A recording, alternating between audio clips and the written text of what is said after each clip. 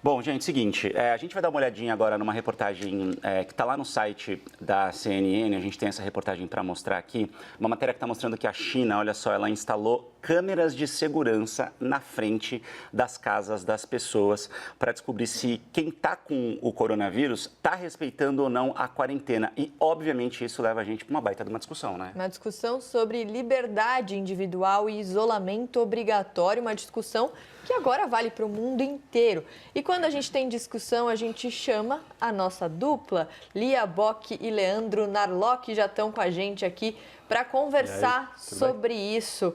Vou começar com a Lia, então. Lia, o que você avaliou sobre essa questão, essa reportagem lá no nosso site?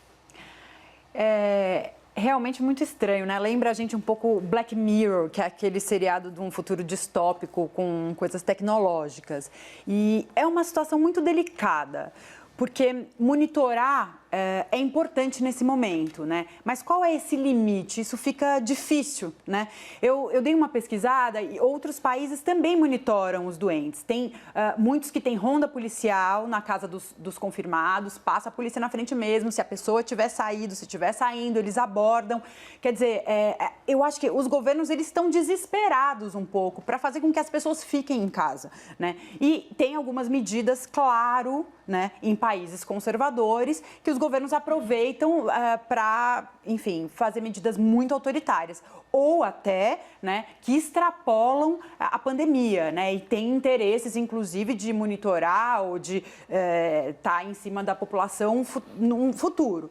Mas eu acho que falando do isolamento forçado, é importante, né? Nesse momento é o que a gente precisa fazer, assim, e eu não acho que isso tolhe a liberdade das pessoas, porque a gente não pode confundir saúde pública ou uma medida, num caso extremo, né, de saúde pública, com invasão de privacidade. A gente está num caso extremo e isso é fundamental, né? Ficar em casa é fundamental.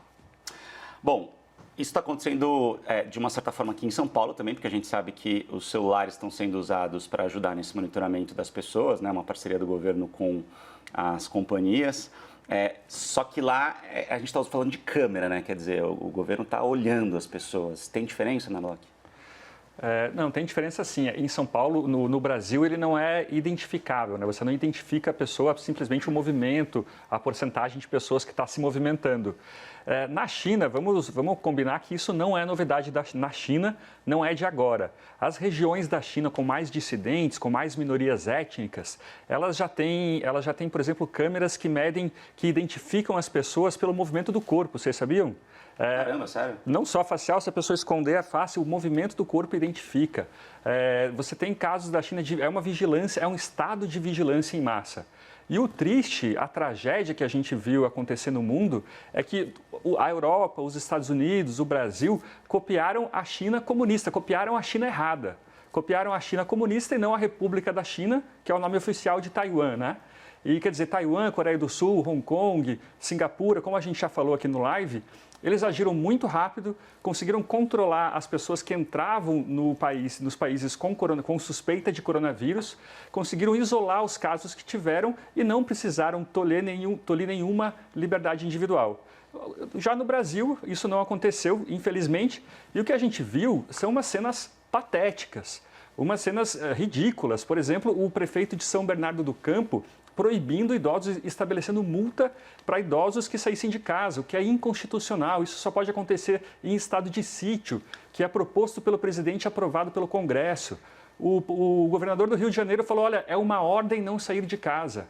Desculpa, mas espera aí, se eu estou numa favela da Maré, com 4 filhos passando fome num barraco, eu então não vou sair de casa, vou deixar eles morrerem de fome?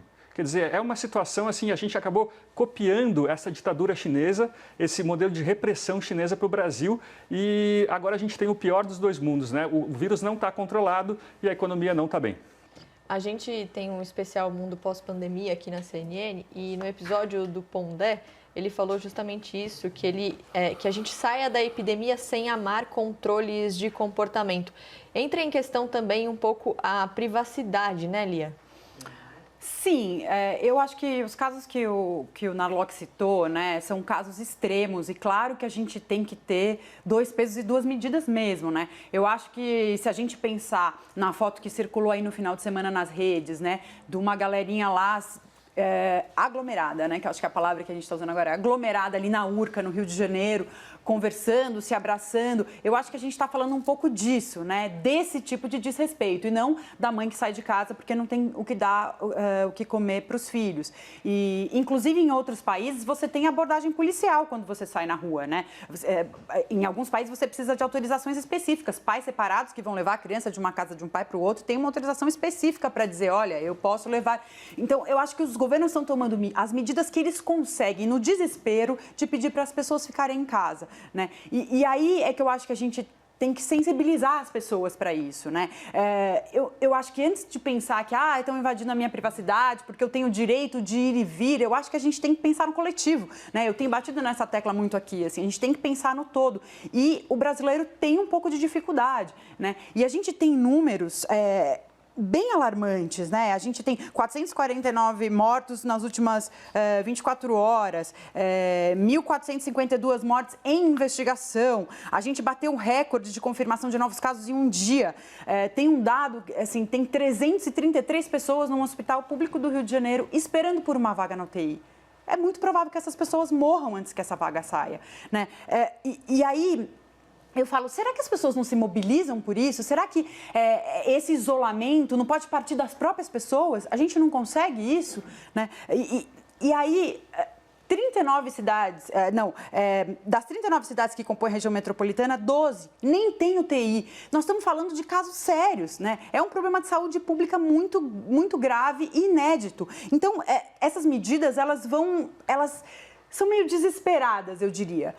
E para as pessoas que têm dificuldade, às vezes os números eles parecem meio frios, como você falou agora, né, Mari? Mas eu acho que já tem bastante reportagem hoje que dão nome, história, né, para essas pessoas. E se por acaso você tiver frio com relação a isso, leia essas reportagens, porque ela faz o nosso coração bater no lugar de novo e entender do que se trata tudo isso, né? Antes de falar do meu direito de ir e vir, porque eu quero fazer o meu esporte, porque eu quero... Não, a gente está falando de gente que está morrendo, que pode ser da sua família, que pode ser do seu vizinho, né? Então, acho que tem que partir mais das pessoas, esse senso coletivo.